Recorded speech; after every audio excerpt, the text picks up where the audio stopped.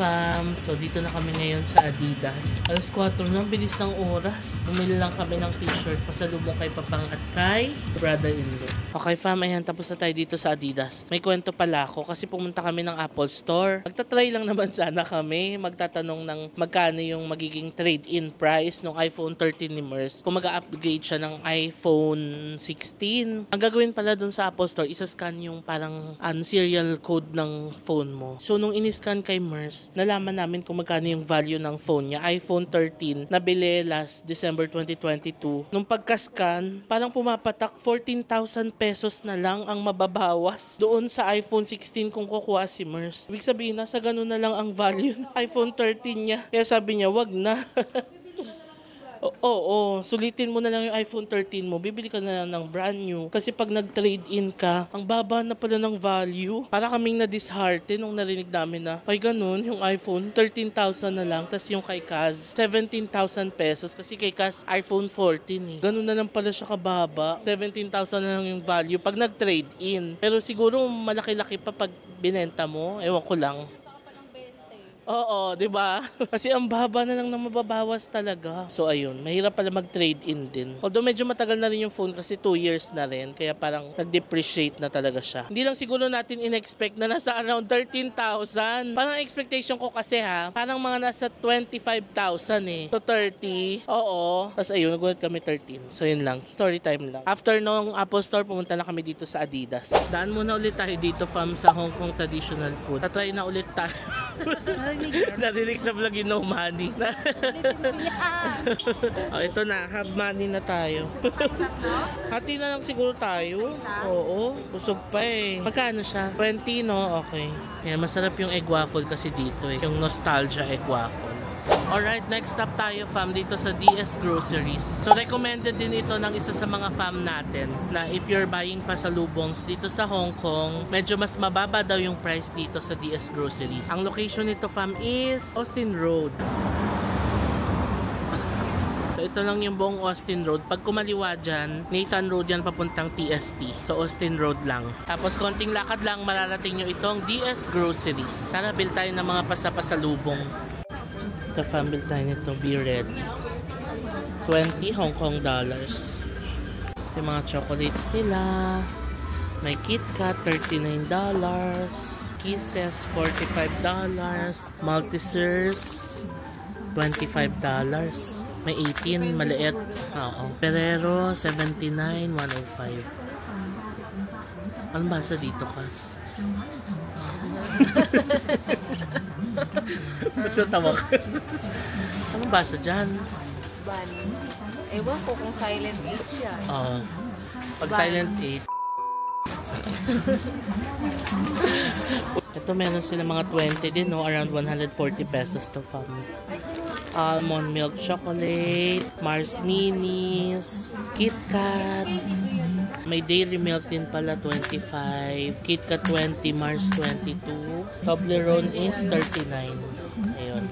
Itong Mercy, masarap to, diba? May Mercy Petites pala, $22. Makakaskuha tayo nito, masarap to. Itong Mercy Petite. Kasi yung Mercy, masarap yung chocolate eh. Tagi-isa tayo. Mercy. Masarap yun, super. Hala. Black Thunder, meron din sila sa baba. $22. Pwede, may masarap yan yung may almond. Oo, sige. $22 yung mga Black Thunder chocolates. May Milo. $28. Famo, may fudge bar pala dito. Ano siya yung parang siyang haluhan? Ah, okay. May mga Japan din yung mga candies. May White Rabbit kaya. Ito mga kape nila fam. Maxim 28. UCC The Blend 25. Nescafe Gold 58. Wow, ayan masarap yan. Okay na to, pass na okay. Oo yan, UCC Blend, masarap yan. Meron din silang Skippy 65. Nutella 30. Ayan. Dito may mga Starbucks sila na coffee 59. Uy, Ang mura dito, 35 ano lang, dollars. Pag binili mo yan sa online, 300, pumapatak yan. Bili ka na hazelnut. Oo. Sarap siya pa, no? Yes. You have many. Wow.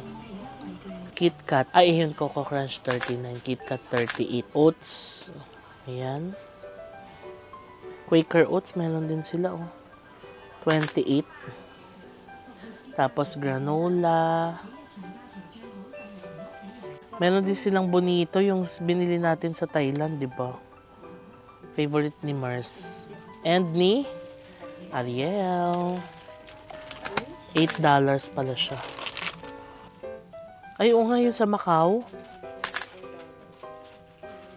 Na may uwishi nga. Oh, may uwishi, may chippy. May ano, yung bread pan. Oo. Ito naman, Oreo 18. Mga biskuit dito, no? May Pocky 12. So, kung hindi kayo nakabili ng pasalubong sa Macau, meron dito sa DS Groceries. Ito yung mga biskuit na binili natin doon. Ayan, oh. Para ka na rin nang galing ng Macau. Diba sa Senado Square? Cadbury Cookies, 22. Hello Panda, 20. Ano pa yung kilala natin dito? Ritz Chips, 21 and 28. Ay, Biscoff. Pag may ginawa ka sa ano, sa inyo, Oo. ito yung ilalagay mo. Oo. Ito yung ginagawa nyo, yung yogurt. Yogurt. Si Mars gumagawa nun eh. Meron din silang Calbee, 10. And then yung Jollibee, 16. Tapos mga Lay's.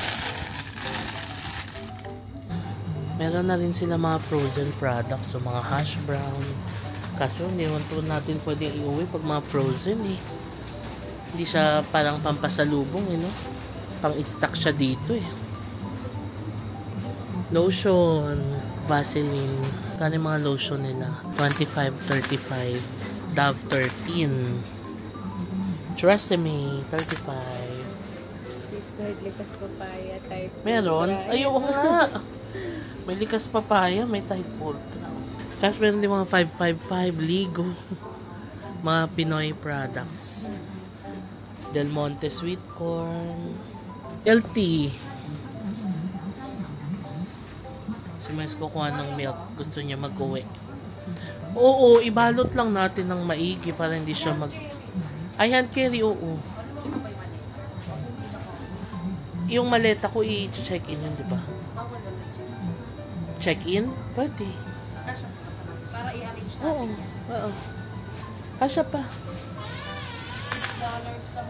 Oo. $6 pag tatlo. O di tatlo mo na. Ayan, mag-take out daw tayo nito kasi masarap siya, fam. Hashtag JM recommends tong milk na to. Si Cass. Tigta-tatlo tayo. Oo.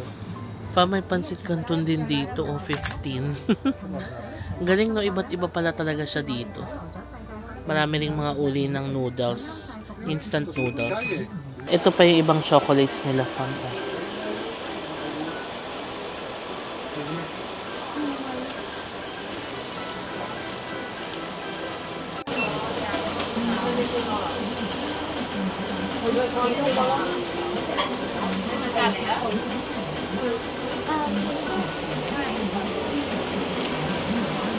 Meron din silang mga wine.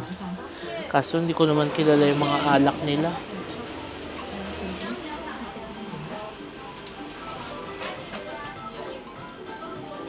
Ito, mixed nuts.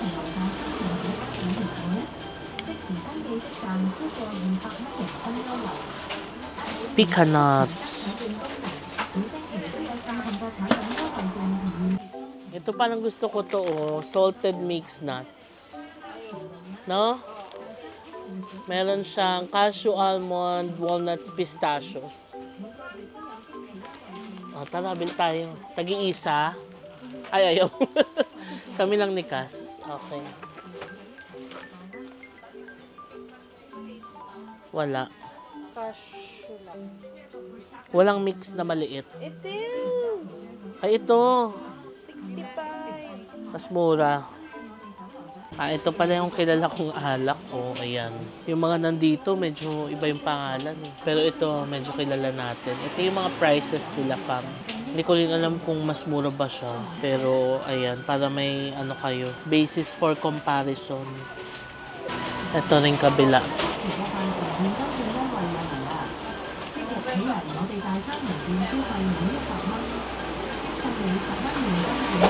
Hindi ka fam counter tayo. Ito yung sa atin. Ito na si Nakas at si Mers. Shopping. May mga alak pa pala dun sa taas. Kita naman yata yung price, no? Sana.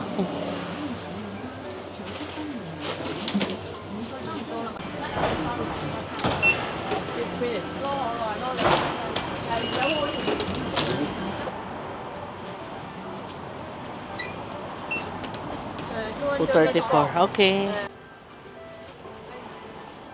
Thank you. Ay, hello po. Opo, sige po.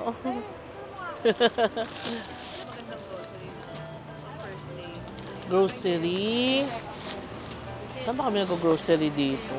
Ay, more on ano lang kami. 7-Eleven lang. Ganto na.